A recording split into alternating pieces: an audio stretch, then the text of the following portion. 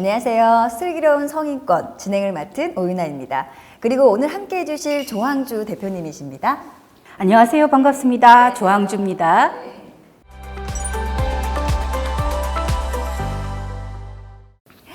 오늘 어떤 주제로 성인권을 해주실 건가요? 네, 이 시간에는요, 모두 행복한 경계 존중이라는 주제로 함께 하겠습니다.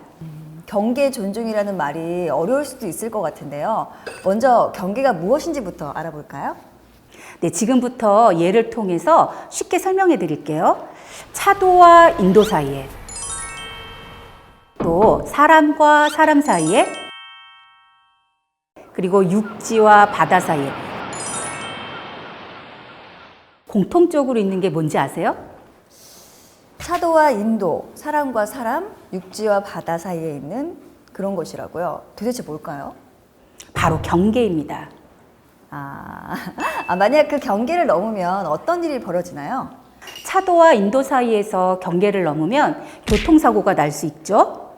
또 사람과 사람 사이에는 보이지 않는 경계선이 있는데요. 이 선을 넘으면 다툼이나 싸움이 일어날 수도 있어요. 바다가 육지를 넘으면 재난이 일어날 수도 있습니다.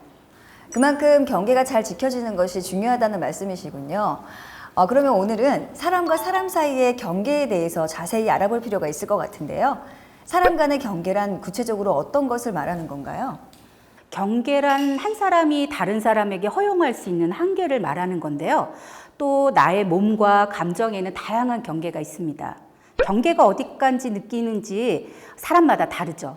나는 친구랑 손잡아도 아무렇지 않지만 친구는 경계를 넘었다고 생각할 수도 있어요. 지금부터 인사를 통해서 조금 더 쉽게 알아볼까요? 사람과 사람이 처음 만날 때 우리는 어떻게 인사하죠? 오윤아 씨는 보통 어떻게 인사를 하세요? 친구를 만나면 보통 안녕하면서 손을 흔들기도 하고, 손을 잡고 악수를 하기도 하고, 또 상황에 따라서는 포옹이나 안기기도 하죠. 네, 관계에 따라서 또는 사람에 따라서 인사하는 방법이 다르죠? 이렇게 사람마다 생각하는 것이 다르기 때문에 몸이 닿거나 친한 마음에 그것을 표현할 때는 상대방에게 꼭 물어봐야 돼요. 다음은 제가 만든 이모티콘인데요. 포도에 따라서 기분을 표현해 봤어요. 어떻게 보이세요? 첫 번째 포도는 왠지 여유롭고 평온해 보이네요. 네, 저는 집에서 여유 있게 시간을 보낼 때 이런 표정이 되곤 해요. 두 번째 포도는 활짝 웃고 있어요. 보통 기분 좋은 일이 있을 때 이렇게 크게 웃게 되죠. 예를 들면 친구랑 맛있는 것을 먹을 때나 작업장이나 직장에서 일이 잘 될 때도 이렇게 크게 웃게 되죠. 세 번째 포도는 뭔가 잔뜩 화가 나 있는 것 같아요. 누군가 나를 꼬집거나 기분이 상하게 할 때 이렇게 화가 나는 표정이 될 때가 있어요. 여러 가지 이모티콘 중에서 우리는 지금 어떤 감정일까요? 같은 일에도 사람의 기분은 다를 수 있겠죠? 이렇게 같은 일에도 다르게 느낄 수 있는 것처럼 사람과 사람 사이에도 보이지는 않지만 경계가 달라요. 경계의 범위는 어떻게 정해지는 건가요?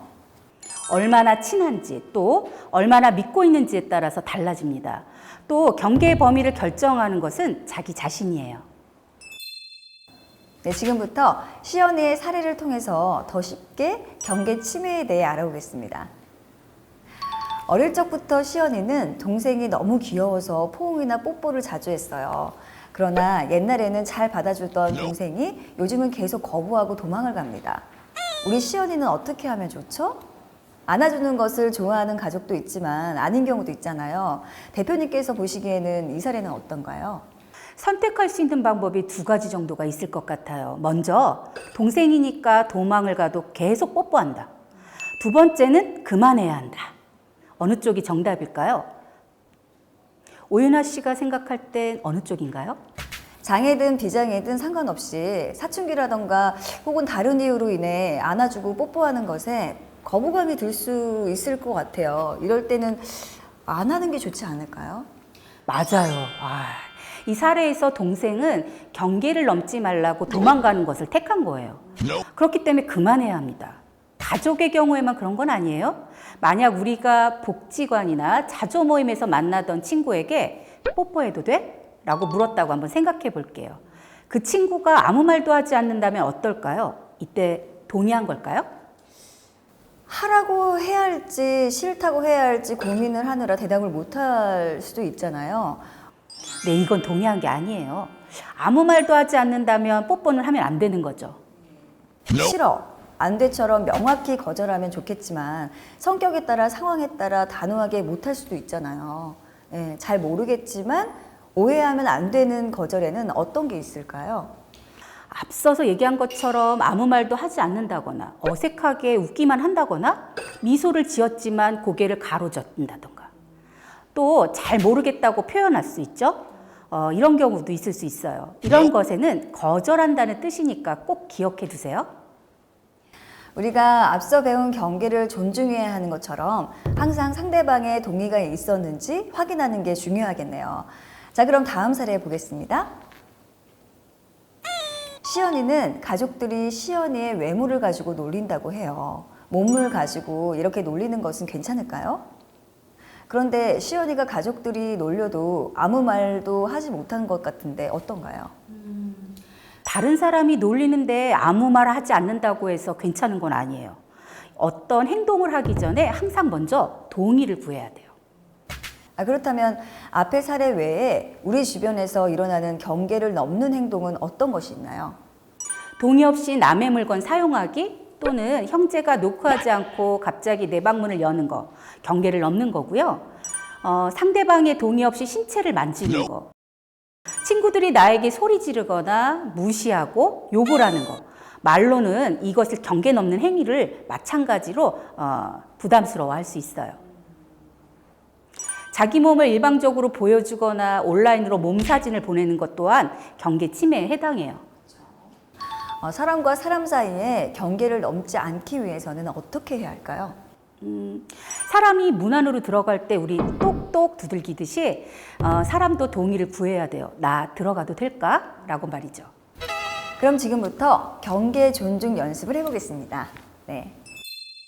옆에 친구가 내가 귀엽다고 볼을 살짝 꼬집는다면 어떨까요? 내 기분은 나쁠 거예요. 이럴 때는 하지 말라고 거절해야 합니다. 이번에는 누군가 다른 사람을 놀리는 장면을 봤다고 한번 생각해 볼까요? 나는 뭐라고 하면 좋을까요? 함께 놀리지 않는 것도 중요하지만 놀리는 사람에게 놀리지 못하도록 하면 가장 좋을 것 같은데요. 네, 다른 사람이 놀리는 것도 잘못이지만 그것을 봤다면 누군가 다른 사람에게 도움을 청해보는 것도 좋겠죠? 이건 친구와 사진 찍는 것을 SNS에 올리려고 하는 것 같은데요. 여기서 중요한 것은 친구가 사진 찍는 것까지는 동의를 했어요. 그렇다고 해서 인터넷에 올리는 것까지 동의한 건 아니죠?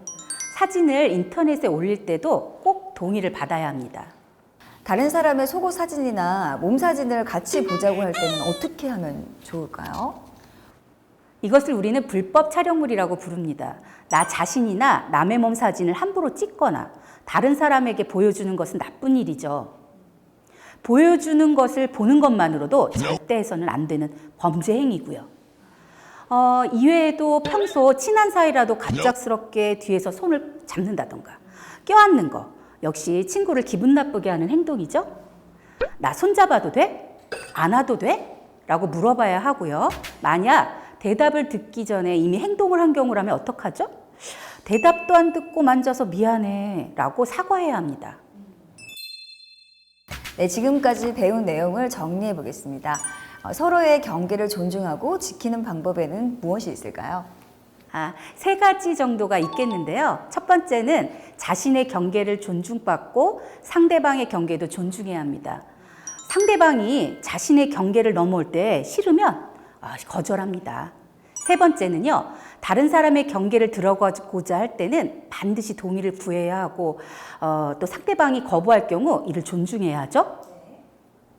이번에는 동의를 구할 때 주의할 점이 있나요? 상대방의 반응을 존중해야 하죠. 또 동의를 구하거나 거절할 때는 바른 언어를 사용합니다. 상대방이 싫다고 하면 계속 요구하지 않아야 해요. 상대방이 싫다고 해도 서운해하거나 화를 내지 않습니다.